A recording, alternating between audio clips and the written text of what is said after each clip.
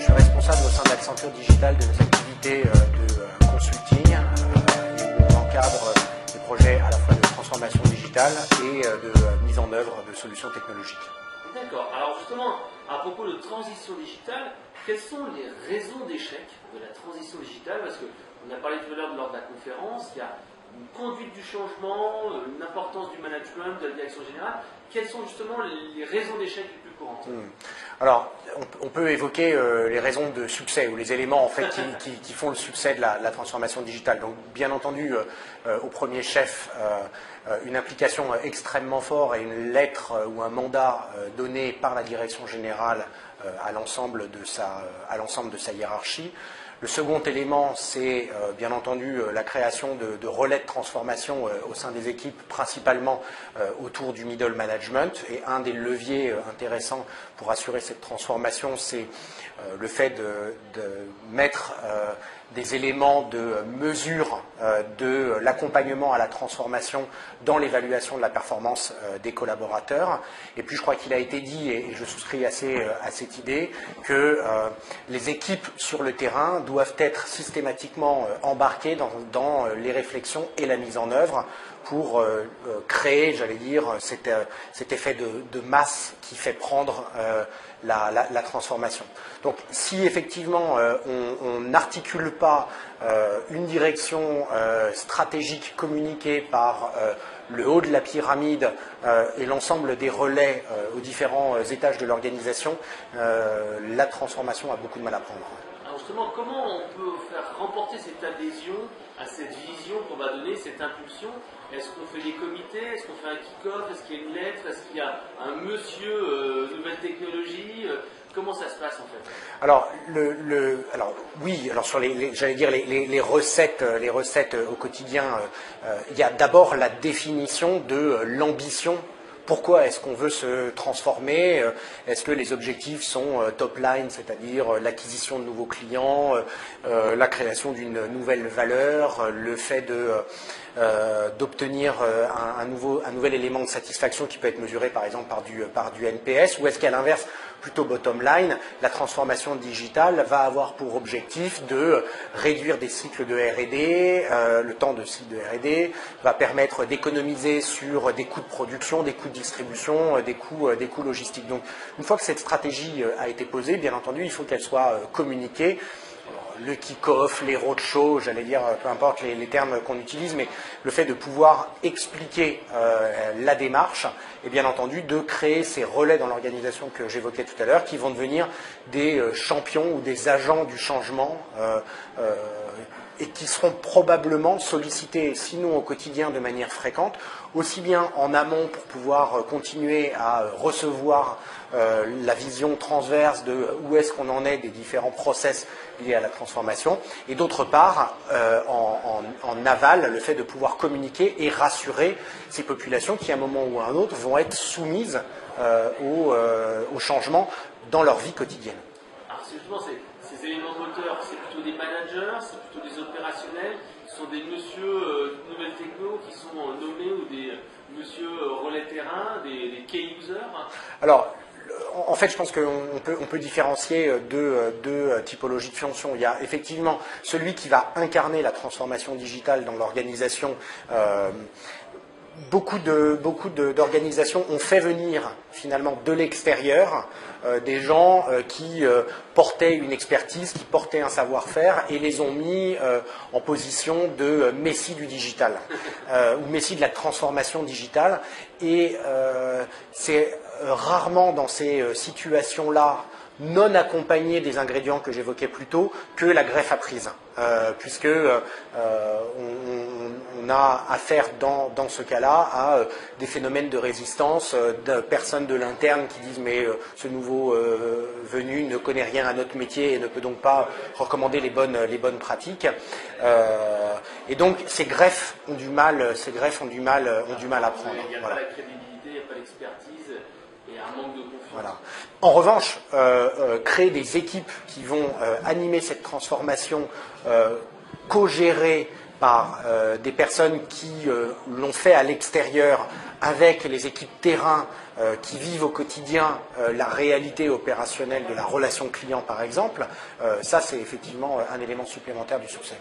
D'accord. Alors justement, dans votre présentation tout à l'heure, on voyait que le rôle un petit peu de la personne va changer parce que transformation digitale, ça veut dire quelque part mettre des systèmes informatiques, utiliser des mobiles et peut-être avoir moins de personnes où le rôle de ces personnes vont changer. On parlait tout à l'heure de la poste, le rôle du guichetier va un petit peu changer, il va passer du rôle de vendeur qui fait des transactions à quelqu'un qui fait du conseil. Comment ça se passe? Comment on gère cette transition dans une entreprise? Parce que ça fait quand même un bouleversement de culture, mais également un bouleversement au niveau de la structure. Ouais, c'est effectivement une question essentielle parce que cette digitalisation, elle porte en elle l'inquiétude qu'elle peut générer auprès de fonctions terrain qui, par le passé, occupaient un rôle relationnel finalement avec des clients, et ces gens-là peuvent se poser des questions de savoir quel va être leur avenir dans l'entreprise. Et je trouve finalement que l'exemple qui a été donné par la Poste de nouvelle formation, j'allais dire reskilling, pour utiliser un terme un peu franglais qui n'est pas très joli, mais qui reflète bien ce qu'on va dire, c'est-à-dire finalement le fait de redonner des nouvelles compétences à des collaborateurs est un élément de succès. Alors, bien évidemment, il y a des industries qui vont à un moment ou à un autre souffrir dans leur structure RH de cette transformation digitale qui conduira à un moment ou à un autre à se dire il y a des gens qui ne peuvent pas l'assurer ou on a des forces surnuméraires et donc je pense que d'une manière ou d'une autre il y aura probablement des conséquences, mais que la nécessité de service et la nécessité de conseil va s'accroître par la dématérialisation de la relation et l'angoisse qu'elle peut aussi susciter chez l'usager qui, à un moment ou à un autre, va perdre le contact physique. Donc ce contact physique va certainement changer de forme, et on peut très bien imaginer demain qu'un conseiller bancaire, assurance, prenne rendez-vous avec vous pour une visioconférence à partir de 20h30 ou 21h quand vous aurez couché les enfants. Vous n'irez plus le voir en agence, mais vous irez le voir selon un nouveau mode d'interaction et de relation, au travers de la webcam, derrière votre iPad qui sera sur vos genoux pendant peut-être que vous surfez aussi sur la télé, et vous interagirez avec lui. Donc il y a des métiers qui vont évoluer, à n'en pas douter. Mais est-ce qu'il n'y a pas quand même une résistance très difficile de certaines professions? On parlera par exemple des taxis qui sont un petit peu concurrencés par les VTC qui ont souvent des applications mobiles de géolocalisation, choses qu'ils disent qu'ils n'ont pas eux et qu'ils auraient besoin. Est-ce qu'on parle également des Airbnb et des locations d'hôtels? Il y a une résistance quand même. Comment on peut appréhender cela? Est-ce que finalement c'est un phénomène naturel et puis les métiers vont changer ou finalement il y aura quand même certains métiers où on ne pourra rien faire? Je pense que les exemples que vous citez sont finalement des prises d'espace qui ont été faites par des acteurs qui ont voulu contourner un cadre réglementaire et législatif assez strict, et donc qui se sont engouffrés dans des brèches qui leur ont permis de créer ce type de système. Alors finalement, il y a une forme de répression qui peut se mettre en place. Et je prends la ville de New York, par exemple, qui récemment a condamné à $10 000 d'amende à une personne qui sous-louait son appartement chez Airbnb, mais on sent bien une résistance de la part du lobby hôtelier, tout autant que du lobby des sociétés de taxi à l'encontre des VTC. De là à dire que finalement c'est l'application ou c'est la numérisation ou la digitalisation de la relation entre l'usager et l'entreprise qui est à la source de ces nouveaux business models, je ne crois pas. Je pense que c'est finalement une vie naturelle qui se crée, qui prend l'espace quand il est là, qui trouve une faille ou une absence législative, qui s'engouffre et qui a cette vertu de faire évoluer probablement au bénéfice du consommateur final, une proposition de service qui était jusqu'à maintenant préemptée par le lobby hôtelier et par le lobby taxi, ou en tout cas les représentants et les acteurs historiques effectivement de ces professions. Alors j'aurais une dernière question. Est-ce que vous avez 2-3 exemples justement de transition digitale qui sont vraiment très bien passés, peut-être que vous avez accompagné, et des gens qui sont passés d'un business model très classique et qui sont en fait vraiment une révolution, ou en tout cas une évolution? Alors, je pense qu'on peut en citer deux. Alors, pas forcément des acteurs qu'on a accompagnés, mais pour rester dans le secteur de l'automobile, on évoquait tout à l'heure la nécessaire union du marketing et de l'IT. Ce qui se passe chez Renault au travers de la Digital Factory est un exemple souvent cité de réussite dans cette transition ou dans cette digitalisation de l'entreprise.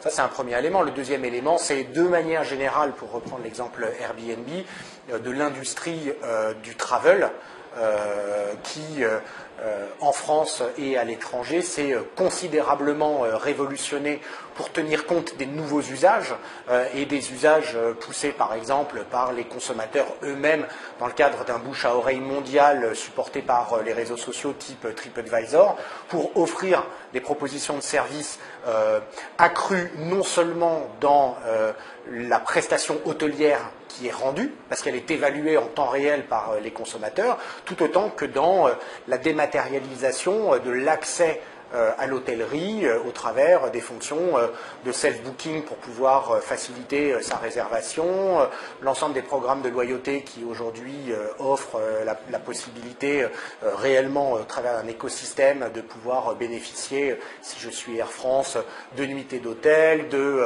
réservation de véhicules, de billets primes pour pouvoir voyager, etc. etc. Donc ce sont vraiment des industries qui ont embrassé cette transformation digitale et en tout cas dans le monde du travel, forcé, j'allais dire, par les utilisateurs qui cherchent à la fois la qualité, le prix et la volonté de partager aussi avec la communauté l'expérience vécue. D'accord. Alors si on veut en savoir plus sur Accenture, peut-être que vous avez sorti des livres blancs qui sont disponibles bientôt sur votre site internet sur justement tous ces éléments. Absolument, donc je vous invite à aller sur accenture.com et d'aller dans la partie Accenture Digital et vous retrouverez là un ensemble de white paper, de documents que vous pouvez télécharger, tout autant que rendez-vous sur l'App Store, tapez Accenture et vous trouverez un certain nombre d'applications qui parlent d'Accenture Digital et d'Accenture Interactive. Merci pour tout et à bientôt. Merci à vous.